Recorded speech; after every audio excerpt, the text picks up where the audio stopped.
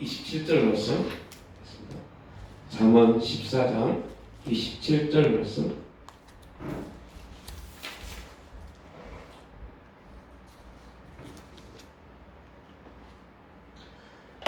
예, 우리 함께 27절 함께 합독합니다. 여호와를 경외하는 것은 생명의 셈이니 사망의 그물에서 벗어나게 하느니라. 아멘. 여호와를 경외하는 것은 생명의 셈이니 사망의 그물에서 벗어나게 하는 것이라 말씀하십니다. 네. 우리가 수요일에 잠깐 살펴봤던 것처럼 여호와를 경외하는 자들에게 하나님은 그들에게 약속을 하십니다. 그리고 그 약속은 반드시 하나님의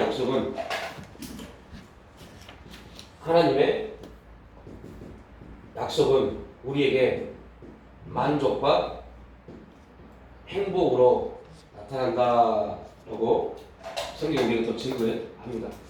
근데 중요한 것은 이제 이 하나님이 우리에게 약속하신 그 약속이 이거는 하나님의 약속이고 이거는 결과입니다. 그러면 이 약속이 결과가 되기 위해서 과정이 필요한데 그 과정 가운데 이제 우리가 할 일이죠.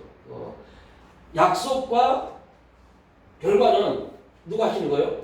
하나님이 하시는 일입니다. 근데 이 부분에서 이 약속하신 분도 하나님이시고 결과를 나타내신 분도 하나님이십니다. 그 가운데, 그 과정 가운데 약속이 결과가 되는 과정 속에 우리에게 하나님은 시간을 주는 그 삶이라는 우리 인간에게 삶이라는 시간을 주셔서 그 삶이라는 시간 속에서 이 약속이 이 결과로 나타나시도록 하나님은 우리를 역사해 가십니다. 그래서 구약에서는 이 결과가 나오도록 율법을 주셨고 신약에서는 이 결과가 나오도록 우리에게 복음을 주셨죠. 근데 문제는 왜 구약은 모든 약속의 출발은 구약입니다. 구약을 통해서 모든 약속이 주어졌음에도 불구하고 그 구약을 가지고 있는 이스라엘 백성들, 그죠? 이스라엘 백성들은 그들 삶에 왜 만족과 행복이 없었을까요? 반대로 이제 복음, 신약, 영적 이스라엘, 우리 성도들, 그리스도인들은 이미 우리가 이 만족과 행복을 이루기 위해서, 이 만족과 행복을 누리기 위해서 뭔가 어떠한 행위를 가질 필요가 없습니다. 그러니까 이거를 이루려고 우리가 뭔가를 할 필요가 없습니다. 왜냐면 이미 이 과정 해야 될 과정, 율법이 해야 될 과정을 누가요? 예수 그리스도께서 이루어 놨습니다. 우리는 이걸 율법처럼 복음의 어떤 행위를 가지고 이렇게 살 필요가 전혀 없어요. 복음은 우리에게 행위를 요구한 것이라 복음은 우리를 뭐예요? 이거를 믿게 합니다. 복음은 예수님이 율법의 요구를 다 이루신 걸 믿니? 라고 말합니다. 율법은 우리에게 말합니다. 너희들이 이렇게 행해야 돼. 율법은 그래서 우리에게 과정을 율법은 행위 이렇게 행해야 돼 라고 말합니다. 이렇게 행해야만이 너희는 이걸 얻을 수 있어 라고 말합니다. 그런데 복음은 우리에게 말합니다. 율법은 이걸 행함을 요구했는데 너희들이 하나님의 택한 이스라엘 백성들이 그 율법의 요구를 만족시키지 못했죠. 그 요구를 이루어 드린 사람이 한 사람도 있지 못했습니다. 그래서 하나님이 예수 그리스도를 보내주셔서 예수님의 십자가 사건을 통해서 율법의 모든 요구를 성취하셨습니다. 이 사건 하나님이 이제 복음은 우리에게 요구합니다. 똑같이 율법도 요구하고 복음도 요구합니다. 복음은 뭘 요구하냐면 예수님이 이것을 이룬 것을 믿어라고 말합니다. 그래서 우리는 우리가 지금 해야 될 과정이 뭐예요? 우리가 해야 될 과정은 믿는 겁니다. 믿는 겁니다.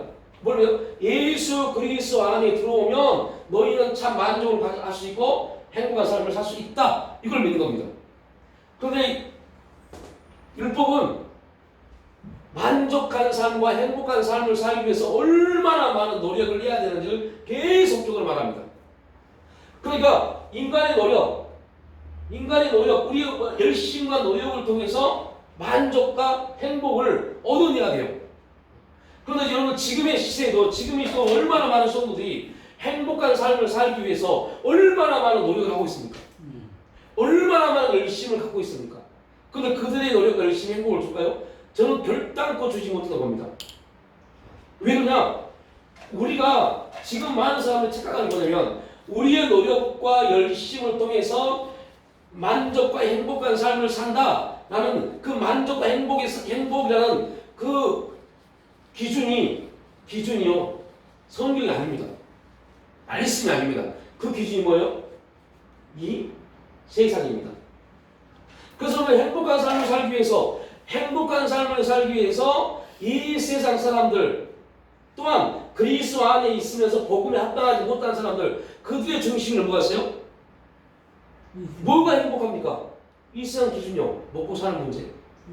먹고 사는 문제가 해결되지 않으면 행복하지 못한다고 착각합니다. 그래서 그들의 노력과 열심 모든 중심이 하나님을 위한 노력과 열심이 아니라 뭘 위해서요? 먹고 사는 문제. 먹고 사는 문제에 대한 열심을 냅니다. 아침 새벽부터 나가서 저녁 늦게까지 일하는 중심이 뭐냐? 의식 문제예요. 의식 문제. 여러분 열심히 돈을 벌어서 저축을 하고 한 청약을 넣고 한 기본이 뭡니까? 하나님의 나라를 위해서 저축할까요? 그런 분도 분명히 있을 거라고 봅니다. 그러나 거의 99.9%는 그렇지 않을 겁니다. 뭐를 위해서요? 이 기준을 위해서요. 이 기준이 충족돼야만이 그들은 행복하다고 착각하는 겁니다. 그래야만이 만족이 된다고 착각합니다. 결단코 성경은 그에게 그렇게 말씀하지 않습니다. 그래서 뭐라고요? 너희는 이방인들이 구하는 그런 거 구하지 마라. 거기 안에는 이거는 그거를 통해서 이걸 얻을 수 없어. 왜 이건 누가 주는 거니까요? 하나님이 주신 거니까. 하나님이 주실 건데 너희들의 노력과 열심을 가지고 이걸 얻으려고 하니 그 결국 뭐요? 허망합니다. 너희들이 돈을 열심히 여러분 복음서에 이런 내용이 나옵니다. 열심히 일해서 많은 수확을 거둬들였어요. 그래서 이 사람이 말합니다. 이제 이렇게 열심히 일해서 이런 많은 수확을 거둬들였으니 이거 창고를 지어서 이 수확물을 쟁여놔야겠다. 여러분 윤리적으로 그게 틀린 겁니까? 맞은 겁니까?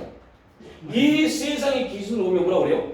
진짜 부지런 하니 검소하게 일하더니 열심히 살더니 저렇게 부자가 됐구나라고 말합니다.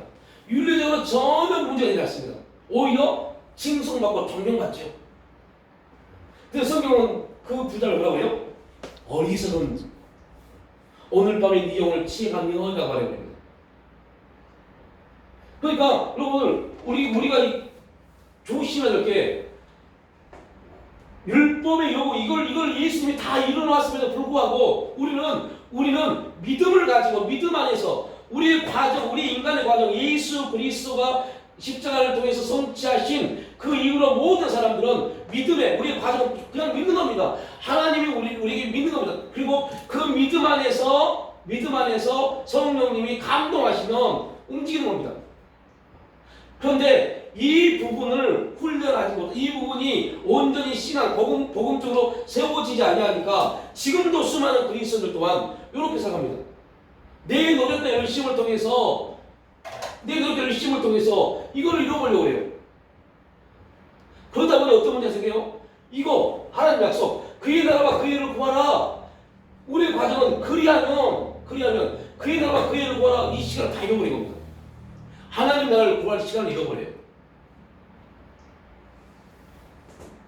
그리고 우리의 모든 시간은 우리가 어떻게 돈을 벌어서 그 돈을 가지고 집을 사고 좋은 차를 사고 저축을 해서 돈을 모으면 그 우리는 노후가 안정되겠지라고 착각하는 겁니다. 그런데 이건 제 경험도 그렇고 제가 수많은 분들을 만나서 경험한 것도 그렇고 상담을 명성훈련 상담을 통해서 얻어진 것도 그렇고 거기다 결과물은 동일합니다. 우리의 노력과 열심을 얻어진 결국은 허망합니다. 하나님이 그냥 두시지 않더라고요. 그래서 무서워요. 제가 목회하면서 한번 여러분이 제가 하나님께 정말 혼난 적이 있어요. 그게 뭐냐면 2000 몇 년도에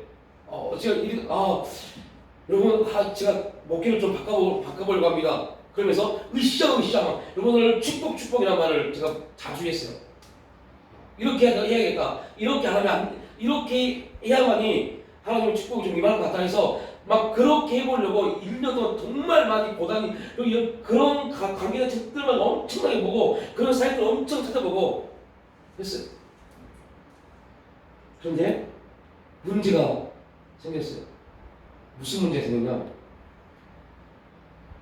하나님께서 첫 마디가 그렇게 열정을 가지고 사역을 준비하고 그렇게 설교도 하고 그렇게 막 했을 때 한참을 지켜보시다가 어느 날 갑자기 저에게 그게 복음이니? 라고 물어보셨어요. 그게 복음이니?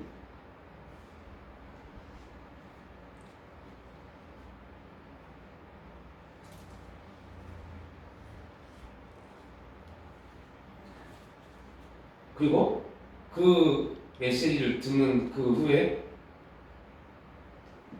다시 사역을 바꿔가는 원래 하나님이 제게 주셨던 부분으로 바꿔가는 과정이 되게 힘들었어요. 왜 힘들었냐면 그렇게 막 있을지어다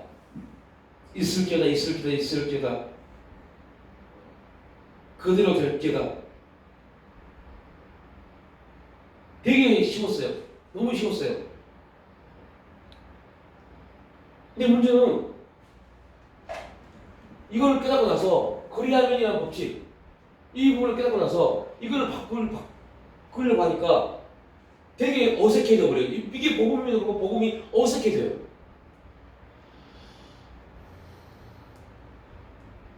하나님이 되게 답답해 하셨을 거다. 왜냐면 우리의 믿음의 우리가 믿음이라고 말하지만 결국은 우리의 노력입니다. 우리 열심입니다.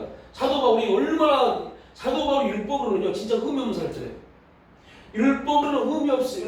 율법으로는 하나님과 대면할 수 있는 그 정도의 사람이었습니다. 그런데 그가 말합니다. 내가 내 마음이 원하는 바 선을 행하지 못하고 그 말은 쉽게 말하면 내가 선을 행하고 싶은데 선을 행할 능력이 아무것도 없구나. 그래서 선을 행하고자 하는 모든 것이 오히려 나를 공부하는구나.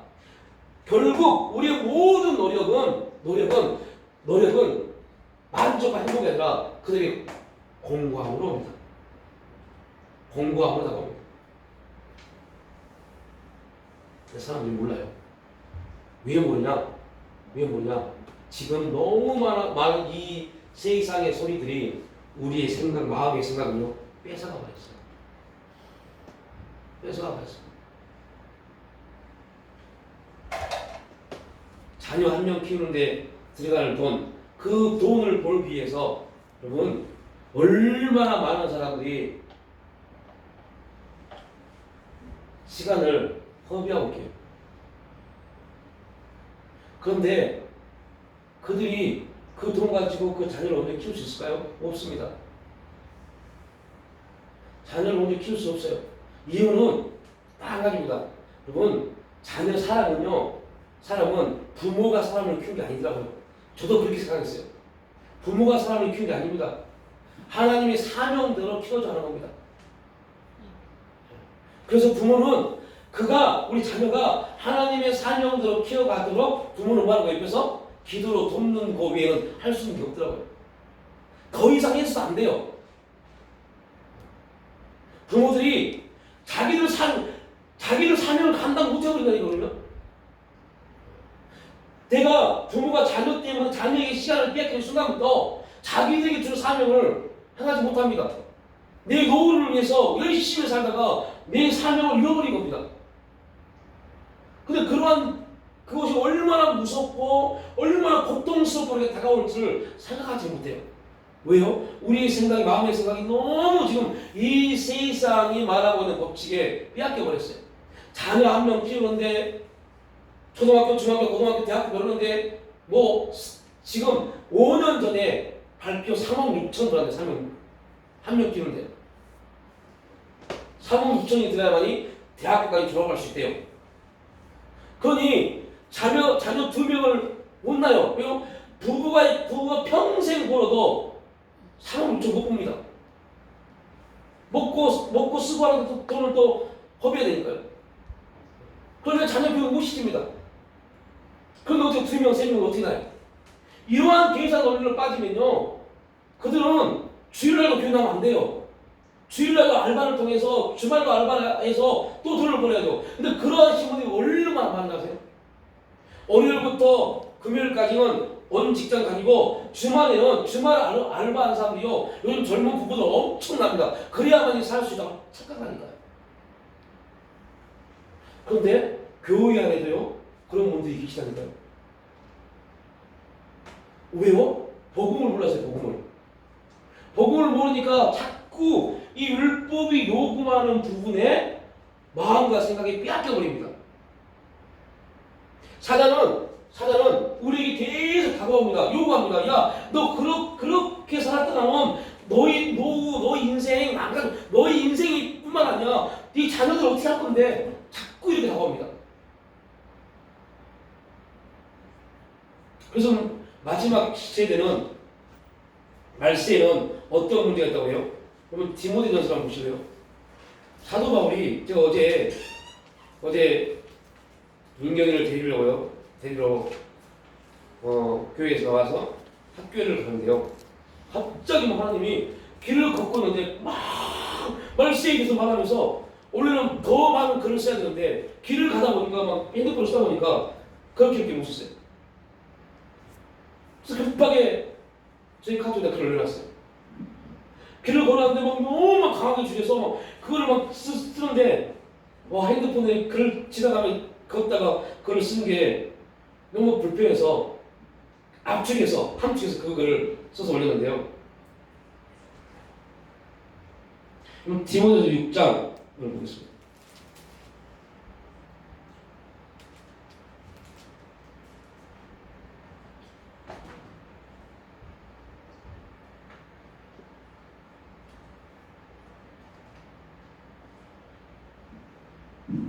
네. 9절 말씀, 8절, 9절 말씀, 아니 7절, 6절부터 볼게요. 디모데전서 6장 6절부터 10절까지 함께 읽습니다. 그러나 자족하는 마음이 있으면 경건은 큰 이익이 되느니라. 우리가 세상에 아무것도 가지고 온 것이 없음에 또한 아무것도 가지고 가지 못하리니 우리가 먹을 것과 입을 것이 있은즉 족한 줄로 알 것이니라. 부하려 하는 자들은 시험과 올무와 여러 가지 어리석고 해로운 욕심에 떨어지라니 곧 사람으로 파멸과 멸망에 빠지라는 것이라. 돈을 사랑함이 일만 악의 뿌리가 되나니 이것을 탐내는 자들은 미혹을 받아 믿음에 사다나 많은 근심으로써 자기를 찔러도다. 여러분 딱 답을 말씀을 하고 바울이 말세에 이러한 일이 있을 것이다 하면서 말을 하고 있습니다.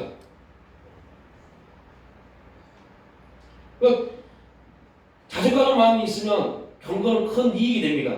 우리가 세상에 아무것도 가지고 온 것이 없으면 또한 아무것도 가지고 가지 못한다. 우리가 먹을 것과 입을 것이 있으면 족한 줄로 알 것이라. 그러면서 이제 6절, 7절, 8절은 우리가 기본적으로 이게 맞다라고 하면서 이제 9절이 뭡니까?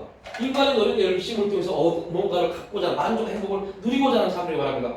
부하려 하는 자들은 뭔가를 얻으려고 하는 사람들은 만족과 행복을 얻는 게 아니라 뭐에 빠진다고 그래요? 시험과 올무와 여러 가지 어리석고 해로운 욕심에 떨어진다라고 말합니다.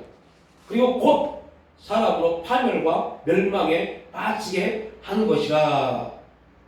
부활을 하는 자들이요. 여기서 부활을 하는 자들, 이게 번역이 굉장히 잘못된 겁니다. 부자가 되려고 마음먹은 사람들, 이게 아닙니다. 이 부활을 하는 자들은 부자가 되려고 하는 자들, 이렇게 번역하면 안 되는 말씀이었는데 이거를 한문에서 이렇게 잘못 번역해 놨어요. 원래 이 원문에는 부활을 하는 자들이 아니라 돈을 사랑하는 자들과 되어 있습니다. 돈을 사랑하는 자들. 그리고 10절에도 그래서 돈을 사랑함이라고 나옵니다. 돈을 사랑하는 자들. 여러분 누가 돈을 사랑합니까? 이런 사람들이 돈을 사랑합니다. 여러분들 윤리적으로는, 하지만 윤리적으로는 이 노력과 열심이 절대 잘못된 게 아닙니다. 잘못된 게 아닙니다. 그러니까 그 젊은 청년이 많이 농사를 열심히 져서 열심히 곡식을 엄청나게 많은 곡식을 얻었어요. 그리고 말합니다. 와, 나 이거 잘 쟁여놔야겠다 라고 말합니다. 그게 바로 뭘 사랑한다예요? 돈을 사랑한답니다. 우리 영수에 말을 쓰면 돈의 노예가 되는 겁니다. 돈이 그 사람을 지배하는 겁니다. 물질이 그 사람을 지배하는 겁니다. 여러분 사람들 말합니다. 아니 내가 노력해서 열심히 해서 돈을 버는 거 뭐가 잘못됐습니까? 절대 잘못된 게 아닙니다. 그걸 돈을 많이 버는 거 이게 잘못된 말하는 게 아닙니다. 무엇을 말하냐면 그것이 그러한 것들이 우리의 노력을 통해 얻어진 것들이 우리에게 만족과 행복을 준다고 착각하는 것이 잘못된 겁니다. 절대 그럴 수 없습니다. 왜요? 그걸 지금 오늘 디모데는 마지막 때 믿음의 선한 싸움을 싸워야 될 그리스도인들, 그리스도의 군사들에게 증거해주는 말입니다. 그리스도인들이 망하는 근본적인 것은 돈입니다. 돈. 그래서 하나님과 문제를 겸하여 섬길 수 없다 말합니다. 성경 어디에도 어떠한 존재에도 섬김이라는 단어를 쓰지 않았습니다. 그런데 뭐 했나요? 하나님과 동일하게 물질을요. 물질을 섬기는 겁니다. 그런데 여러분들 그리함의 법칙, 말씀의 법칙에 들어가지 않고 행하는 모든 것들은 우리를 말합니다. 아니 먹고 우리가 열심히 살기 위해서 돈을 버는 거 이게 뭐가 잘못입니까? 라고 말할 수 있지만 영적인 신앙에서 보면 그게 뭐예요? 돈의 노예, 돈을 사랑하는 겁니다. 그것 때문에 그 돈을 벌기 위해서 내가 버는 돈을 통해서 만족과 행복을 누리기 위해서 하는 모든 행위들, 그러면 그건 뭐예요? 복음이 아닙니다. 복음이 아니기 때문에 그들은 계속 할 수밖에 없어요. 가난해질 수밖에 없어요. 그래서 여러분들 가난은 그 자체로 저주는 절대 아니라고 봐요. 저는. 그런데 어떠한 가난이 저주예요? 노력을 해도 가난한 것은 저주입니다. 어떤 저주일까요 이게? 그 가난 자체가 저주가 아닙니다. 뭐요? 복음을 잃어버린 저주요. 가난은 뭘로 해결되는데요? 가난한 자에게 복음이 들어가면 돈이 생기는 게 아닙니다. 근데 우리가 여기서 착각하겠어요. 가난한 자에게 복음이 증거됩니다. 가난한 자에게 복음이 증거되면 그 가난한 자가 부자가 될까요? 이 말을 하는 게 아닙니다. 그렇지. 이 말은 아닙니다. 가난한 자에게 복음이 증거되면 가난은 죄의 문제입니다. 죄 가운데 있는 사람들은 하나님을 찬양을 해 못해요. 못합니다. 그 말은 무슨 말이에요? 사명 감당을 내가 너를 지었나니 그 목적이 뭐예요? 나를 찬양하기 위해서. 그러면 여러분 죄의 문제, 하나님의 사명을 잃어버린 겁니다. 하나님의 사명을 잃어버린 자들에게 하나님이 이 삶을 주겠냐고요? 안 주십니다. 근데 이 복음의 사건을 그리스도인이 너무 몰라요. 그러니까 다시 말하면 우리의 가난의 얘기는, 그래서 오늘 그 사도행전 3장에서 성전 미문에 앉아있던 안전뱅이가 베드로와 요한을 만납니다. 만나서 야 어떻게 하냐? 내 호주머니 돈이 없네? 너는 지금 나에게 돈을 요구하고 있는데 돈을 요구하면 그 안진뱅이가 요구하는 것은 뭐예요? 돈입니다. 돈이요. 그런데 베드로와 요한에게 돈이 없어요. 근데 베드로와 요한에게는 그 안진뱅이의 영적인 것, 이 가난 이 부분을 해결할 수 있는 유일한 무기가 있어요. 그게 뭐예요? 복음이요. 예수 그리스도요. 그 안진뱅이는 우리가 저도 그 생각 한번 해봐요. 이전에 영성교회에서 한번 해보려다가 못했어요. 교회에서 이거 사도행전 3장에 대한 연극을 한번 해보면 되게 재밌겠어요. 그래서 안진뱅이는 그 베드로와 요한이 안진뱅이를 해서 딱 말했을 때 안진뱅이는 얼마나 기대했을까요? 그죠? 얼마나 기대했을까요? 와, 나에게 돈을 주려나? 안진뱅이의 모든 욕을 뭐니까요? 돈이니까요. 돈을 주려나? 그래서 오늘 영적인 문에서요, 많은 그리스도인들이 기도할 때, 하나님을 위해서 막 기대할 때 그 중심을 뭐가 있어요? 돈이요. 이거 돈만 있으면 의식주가 해결된다고 착각한 겁니다. 그래서 세상에서 똑같이 그렇게 말합니다. 야, 돈 많이 벌면 돈이 있으면 다 해결되라고 말합니다. 돈이 있으면 다 해결돼. 정말 말씀입니다. 얼마나 고통스럽게 사는지요. 얼마나 힘들게 사는지요. 자, 다시 돌아와서 그 안진뱅이가 내가 요구하는 돈인데 돈을 주려나? 했는데 갑자기 엉뚱한 소리가 그래요. 야, 네가 요구하는 돈은 없는데 라고 말합니다. 얼마나 실망했을까요? 나는 지금 돈이 필요한데 돈을 줘서 오늘 내가 먹고 마실 거 오늘 의식주를 내가 해결했는데 돈이 없는데 돈을 안 주면 당신 필요 없어. 우리 하나님께 그렇게 기도할 수 있어요. 근데 말합니다. 내가 너에게 죽고 있는데 나사 예수로 일어나 걸어라 합니다. 일어나 걸었어요. 뭐가 해결됐어요? 보여지는 물질적 가난이 해결이 아닙니다. 뭐가 해결됐어요? 죄요. 죄가 해결됐어요. 그랬더니 그 안진뱅이 어떤 행동을 해요? 뛰면서 찬양을 합니다. 하나님께 영광 돌립니다. 뭐가 회복됐어요? 사명이요. 그게 뭐예요? 만족입니다. 만족. 그게 행복입니다. 누구한테 하나님이 부어줄까요? 그래서 우리가 한나와 아브라함의 그릇을 배웠잖아요. 그죠? 한나는 그의 삶에서는 어때요? 얼마나 고통스러운 삶입니까? 얼마나 요즘 우리나라 언어로 표현해보면 얼마나 한많은 인생입니까? 남편의 사랑을 받았지만 아이를 낳지 못하는 저주받은 인생, 얼마나 한이 많습니까? 아무리 남편이 사랑해도 아이를 낳지 못하면 그 당시 모든 사람들은 저주받았다, 하나님에게 저주받았다, 고리받았다라고 그런 손가락질을 받을 수밖에 없는, 조롱받고 삐숨을 당할 수밖에 없는 그러한 여인. 그래서 우리나라도 부인이 애 낳지 못하면 어떻게 주셨습니까? 말도 안 되는 행동들이 우리나라에 있었잖아요. 우리나라보다 더 가부장적 남아사상을 선호하는 이스라엘에서 어떻게 했어요? 그런 한많은 인생, 그 육적인 눈으로 보면 한많은 인생입니다. 그런데 한나는 그 한많은 인생인 자신의 삶을 어떻게 바꿔버려요? 하나님으로요. 하나님으로 바꿔버려요.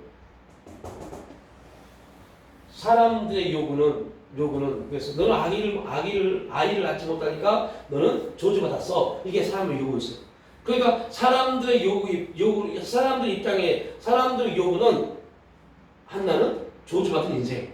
그런데 하나님은 한나가 아이 때문에 저주받은 인생이 되지 않도록 하나님이 한나를 채워줘서 한나의 삶을 항상 만족과 행복했습니다.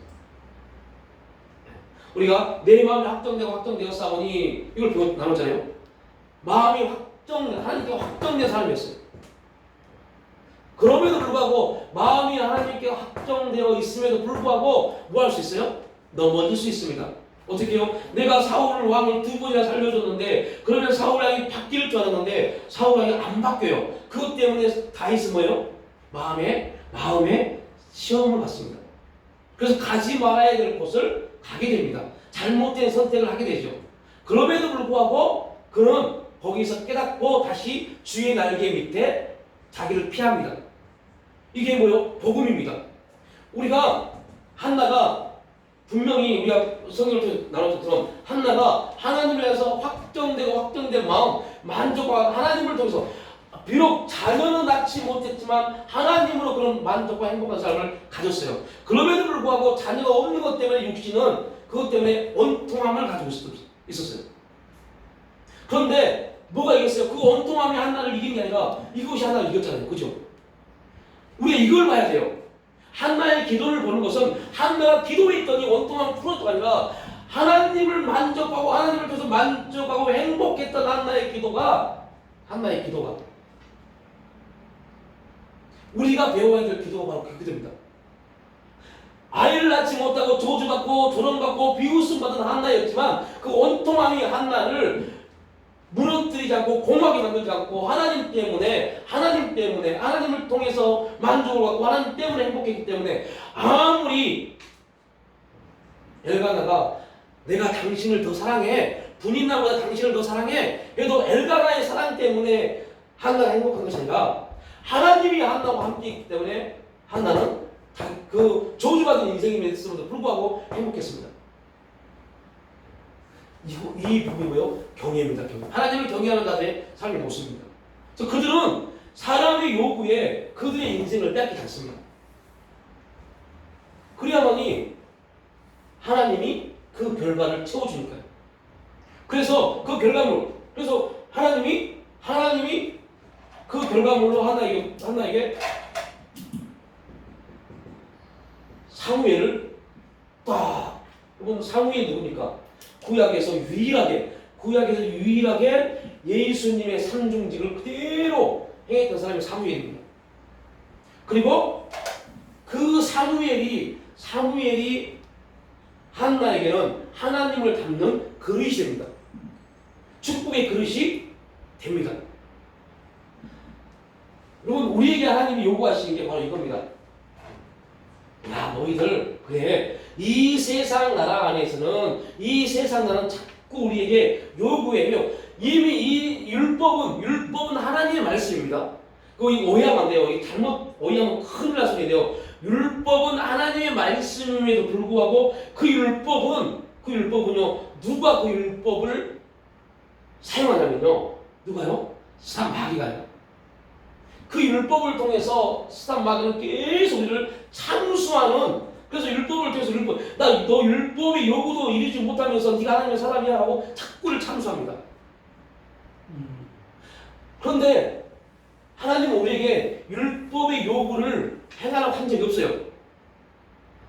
하나님은 율법이라는 구속을 통해서 우리를 가두려고 했어요. 그러니까 우리가 이게 율법의 은혜입니다. 율법의 은혜가 뭐냐? 율법은 은혜인데요. 그 은혜는 율법 안에 들어오기만 하면 우리는 복음을 깨닫습니다. 왜요? 율법 안에 들어오면 우리는 항상 뭐니 돼요? 죄인입니다. 죄인임을 깨닫는 순간 우리 뭐합니까? 회개하잖아요. 그래서 그게 은혜입니다. 율법은 우리에게 회개할 수 있는 은혜입니다. 그래서 율법 안에 하나님은 율법을 줘서 이스라엘 백성들에게 이걸 시켰어요. 너희는 죄인이다. 나 없이는 별다고 내가 아무것도 할 수 없는 존재다. 이걸 깨닫게 하셨는데 그들은 뭐였어요? 하나님이 우리를 택했다. 교만해버렸어요. 근데 지금도 너무 많은 그리스도인들이 우리 복음을 통해서 그리하면 우리가 해야 될 것은 하나님을 신뢰하고 하나님 약속을 믿고 하나님을 바라보는 것에도 불구하고 이걸 통해서 하나님 우리에게 만족과 행복을 주는 건데 많은 그리스도인들이 이 복음 안에 서지 못하니까 율법이 요구한 것처럼 이 세상이 우리에게 요구합니다. 너희들 그렇게 살았다가는 큰일 나라고요. 큰일 나.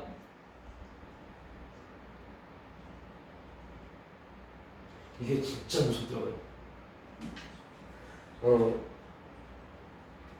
은퇴하신 목사님이 이런 말씀을 하셨어요. 은퇴하시고 그분이 이제 교회를 은퇴하시고 원로 목사님이 있었음에도 불구하고 교회에 이렇게 이제 말씀하셨어요. 제가 원로 목사가 되고 싶습니다. 그런데 저를 원로 목사로 초대하지 마십시오. 그래서 성도들이 웅성웅성돼요. 이미 원로 그날 예배 시간에 이분은 원로 목사 초대하시려고 다 해서 막 손님들도 오셔서 손님 목사님 오셔서 막 이제 설교도 하시고 막 그랬는데 그분이 딱 올라와서 첫 마디가 저를 원로 목사로 초대하지 마십시오. 그리고 너무 이제 그 원로 목사 초대하시려고 축사로 오신 목사님들, 노예 목사님들 그분들 깜짝 놀란 거야. 이게 뭐야? 아니 당신 원로 목사 초대하려고 왔는데 하지 말라니.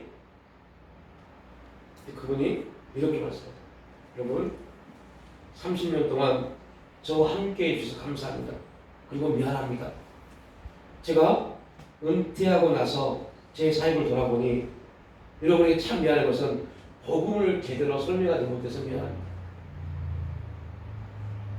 그래서 제가 제 후임 목사를 기도하면서 청빙할 때 진짜 복음에 합당한 목사를 섭외하려고 청빙하려고 정말 많이 기도하고 정말 많은 사람을 만났습니다.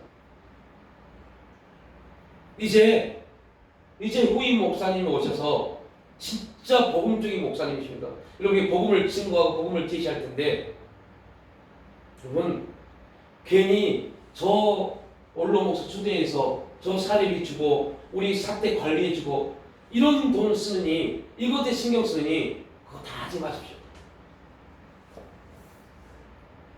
그리고 그동안 여러분이 성경 주신 거 그거로 저는 족하고 감사함으로 떠나겠습니다. 제가 그 설교 들으면서 야 진짜 그분은 뭐 하고요? 이제 깨달아서 진짜 하나님의 사람이 되신 겁니다. 그리고 진짜 한 푼도 원래 그 교회에서 퇴직금 전별금에서 10매장을 집행했는데 그거 다 받았어요. 그냥 가셨어요. 근데 기가 막혔어요. 이러면 또 이 말하면 어떤 분은 기복시 하는데 그렇게 딱 하니까요. 하나님 그때부터 어떤 일이요? 자녀들을 풀어버려요. 자녀의 길을 푸는데요. 그 전별금 안 받아도 자녀들이 준 용돈이 훨씬 더 커요. 자녀들의 인생의 길을 열어버려요. 그렇게 막혀있던 자녀들의 인생의 길이 그거 딱 결정하고 떠난 순간 길이 열려버려요. 와 정말 기가 막힙니다. 완전히 막혀있던 자녀, 세 사람의 자녀의 길이 그러니까 하나님이 그 자녀들에게 축복을 주려고 막 작정을 하시는데 목사님이 끝까지 못 이겼으니까 어떻게 해요? 사역을 하는 게 문제가 아닙니다. 복음을 증거해야 될 목사님이 복음을 증거하지 못하고 그분은 되게 복음적인 목사님인데 교회를 성장시키시고 뭐 그러다 보니까 복음을 증거하지 못했어요. 축복 이것만 하고 있어요. 근데 결국 그분이 은퇴하고 나서 은퇴를 딱 결정하고 자신의 삶을 돌아보니까 자기 교회 성도들이 복음에 서 있는 성도들이 안 보이더라는 거죠. 복음을 물어보면 복음이 뭔지 모르는 성도들이 너무 많다는 겁니다. 그래서 그때부터 후임자 청명할 때 장로님들에게 있습니다. 장로님들 한 명도 참관하지 마십시오. 그 후임자는 오직 제가 결정을 하겠습니다. 그래서 후임자가 진짜 목사님 오셨어요. 이 목사님은 저 경북에 있는 어떤 작은 시골 마을에서 목회를 하셨어요. 그런데요, 여러분 놀라지 마십시오. 70대, 80대 할머니들, 권사님들, 집사님들 계신 곳에 그곳에서요 칠판 갖다 놓고 복음을 증거하신 목사님이세요. 못 알아먹어요. 그래도 몇 년을 설명하셨어요. 그런데 그 80 먹은 권사님들이 복음을 말해요. 이 목사님이 그 교회에 놀러 가다가 깜짝 놀란 게 80이 넘으신 권사님이 그 목사님에게 복음을 설명하는데 이 목사님이 그렇게 싫어합니다. 그렇게 복음을 제대로 설명하는 권사님들 한 번도 본 적이 없었는데 그 권사님 복음을 설명해요. 어떻게 아세요? 그랬더니 아이고 목사님 말도 마세요. 저희 교회 목사님이요 예배 때마다 알아듣도 못한 글씨를 써가면서 막 피를 토하면서 설명하는데 아니 몇 년을 듣다 보니까 귀에 들어오기 시작하는데요. 몇 년을 똑같은 말 계속 듣다 보니까 귀가 열린 겁니다. 이걸 우리는 뭐라고요? 귀의 하늘이라고 해요. 귀가 열리니까 들어오기 시작해요. 그래서 들은 말을 들은 말을 목사님이 설명하니까 목사님이 이 목사님이시구나. 그 목사님을 그 교회에 청명했어요. 여러분들 복음입니다. 복음. 우리가 복음 앞에 서지 않으면 우리 어떠한 노력도 결국은 뭐가 돼요? 구절이에요. 구절. 디모데전서 9절이요. 파멸과 멸망에 빠지게 하는 것이다. 너희들 노력했니? 저축했니? 집 샀니? 차 샀니? 적금 되었니? 이제 네 노후가 괜찮지? 그런데 네 결국은 파멸이야. 멸망이야. 왜요? 네 선택이 그거였어. 그냥. 너 그렇게 할 때 하는 동안 한 번이라도 내 생각해봤니?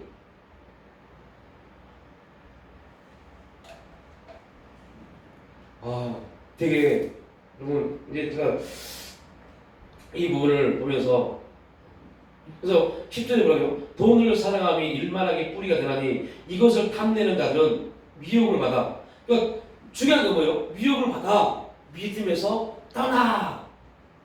믿음에서 떠나. 돈을 사랑했다. 돈을 사랑한 겁니다. 돈을 사랑했다 말은 무슨 말이에요? 돈을 벌기 위해서 얼마나 많이 노력했겠어요. 그런데 그 마지막 결론이 뭡니까? 돈을 벌려고 얼마나 많이 노력했겠어요. 그러면 얼마나 돈을 벌었을 겁니다. 그죠? 분명히 돈을 벌었을 거예요. 그런데 그 마지막 그게 뭐라고 그래요? 근심으로써 자기를 찔렀도다라고 합니다. 그럼 읽어보세요. 다시 한번 시작. 믿음에서 떠나 많은 근심으로써 자기를 찔렀도다. 그러면 돈을 사랑함이 일만하게 뿌리가 되나니 돈을 사랑한다. 돈을 사랑하는 사람은 돈을 사랑했단 말은 무슨 말이냐면요. 나 돈 좋아해. 이 말이 아닙니다. 돈을 쫓기 위해서 발버둥 치는 사람들입니다. 돈을 벌기 위해서요. 돈을 벌기 위해서.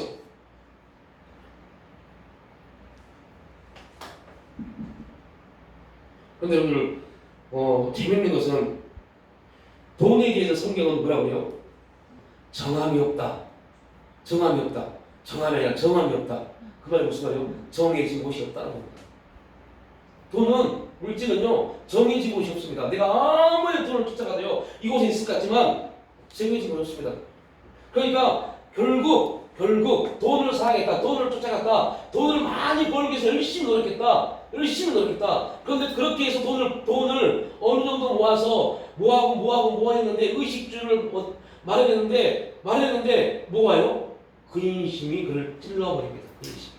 그러면 근심이 찔렀단 말이에요. 무슨 말이에요? 저게 거짓말이 되어버린 겁니다. 저 말씀이요. 어떤 말씀이요? 잠언서 말씀이요. 여호와께서 복을 주심으로 그런 여호와께서 복을 주신 복이 아닙니다. 어떤 복이에요? 그들의 노력으로 얻어진 것입니다. 여호와께 주신 복은 결코 우리 뭘 주잖아요? 근심을 주지 않습니다. 그런데 오늘 성경은 말합니다. 돈을 사랑하면 돈을 쫓는 사람은 정해진 곳이 정함이 없는 그러한 돈을 쫓는 사람은 결국 근심으로 자기를 찔렀다라고 말합니다. 왜요? 어떤 문제요? 그리하면요. 복음의 문제요. 우리 믿으면 돼요. 믿으면 되는데 믿으면 그리하면 이거 내가 줄게. 그리하면 이거 내가 줄게. 이게 안 믿어지는 겁니다. 이게 안 믿어집니다. 왜요? 왜 안 믿어지냐? 만족과 행복 이 이거를요 하나님이 주신다는 것을 믿지 못하는 것입니다. 하나님을 통해서 행복한 삶이 이루어지는 것을 알지 못해요. 그래서 어떤 사람은요 성경에 행복이라는 단어가 있나요? 라고 말씀하신 분 계세요. 정말 기가 막힌 일들이 우리 그리스도인들 앞에 엄청나게 많이 일어납니다. 그러니까 예수 그리스도께서 우리 인생을 이 율법의 모든 요구를 성취하셨다. 우리 믿기만 하면 된다. 이게 복음임에도 불구하고 이 복음을 받아들이는 게 너무너무 힘들어요. 왜 힘드냐? 안 될 것 같거든요. 안 될 것 같아요. 내가 노력하지 않으면, 열심히 살지 않으면 우리 가정 망할 것 같아요. 망할 것 같아요. 행복. 돈을 못 버는데 어떻게 행복해요? 돈을 못 버는데 여러분들 남편 혼자 열심히 일해서 돈 벌 수 있을 것 같죠? 못 벌어요. 그래서 뭐예요? 우리 젊었을 때 쌈파하게 맞벌이해서 돈 벌자. 요즘 대부분 이게 대세입니다. 대세. 저는 그래서 제가 진짜 목사가 되는데 내가 진짜 목사면요 그건 못하게 합니다. 성경적으로 틀린 겁니다. 성경적으로는 요즘 대세는 그게 맞아요. 대세는 맞벌이하는 게 맞습니다. 그래야만이 살 수 있어요. 요즘 물가 상승, 집안채 사고, 우리 자녀들 교육시키는 거 맞벌이 못 안 하면요 못 살아요. 그래서 저희 지한이 친구 아버님들이 저한테 말해요. 아니 지한이 어머니 목사님이시잖아요. 네. 그럼 지한이 어머니 뭐 하세요? 물어봐요. 집에 있는데요. 그때부터 이제 말이 이상해요. 그럼 목사님, 지한이 아버님 교회가 되게 크세요? 단번에 물으면 교회 되게 크세요? 라고 물어봐요. 아니요. 그럼 어떻게 대학생 2명하고 대학생과 돈이 들어간 지한이하고 또 막내 있다면서요? 어떻게 키우세요? 이거 어떻게 키우세요? 어떻게 키우세요?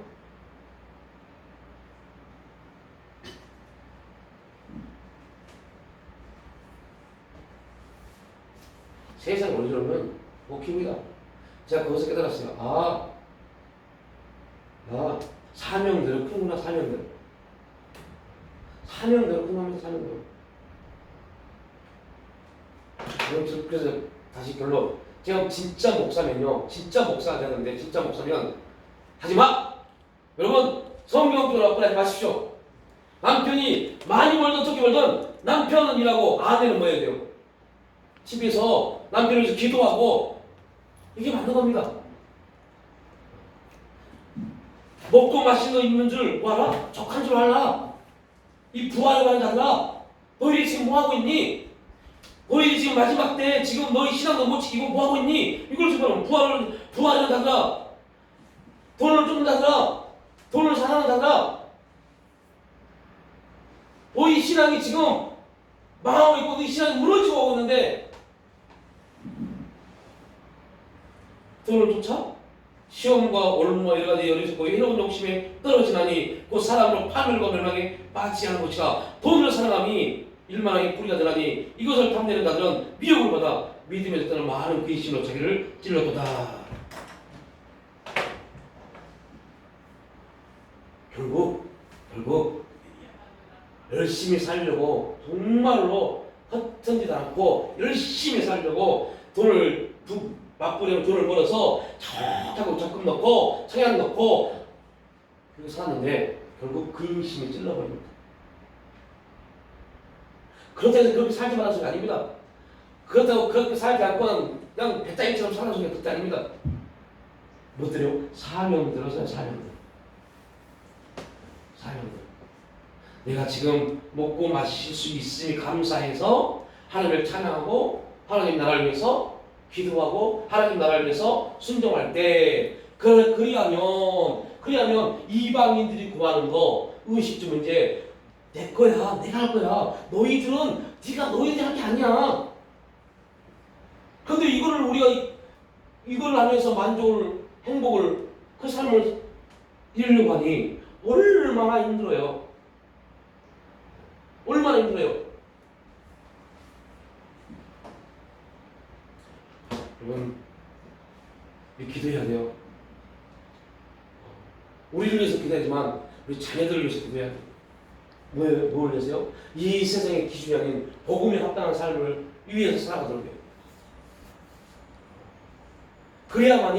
그래야만이 하나님으로부터 참 만족, 행복이 임합니다.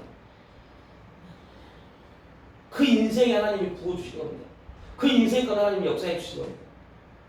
아무리 열심히 살아도요, 안 되더라니까요. 안 돼요. 하나님이, 성경이 거짓말이 아닙니다. 마태복음에 뭐라고 그랬습니까? 너 열심히 살았니? 내가 뭘 보낸다고 그래요? 동력과 좁을 보내서 다 갈가먹게 한다고 봅니다. 구멍 뚫린 전대가 되어버려요. 결국 엄청나게 열심히 살아도 뭔가 한 것 같은데 돌이켜보니까 아무것도 없어요. 남는 게 없어요. 아니 남는 게 있더라도 좀 있으면 다행이죠. 그래서 그렇게 근심만 남아요. 근심만. 그래서 오늘 바울은 디모데에게 말합니다. 근심이 찔렀도다.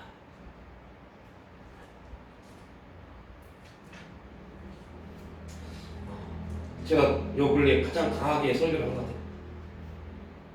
너무 어제 했으면 여러분 기절했을 겁니다. 어제 그때 마음으로 설교했습니다. 너무 충격이었어요. 저에게도 너무 충격이었어요. 그렇게 하나님 역사한 적이 몇 년 동안 없었어요. 길을 가는데 막 말세, 그런데 디모데 후서에 나온 말씀이죠. 말세 일어난 일이 있을 것인데 하면서 막 오는데 와, 아이를 데리고 어디를 가야 되기 때문에 막 빨리 가는데 막 오니까 막 급하게 그걸 썼어요.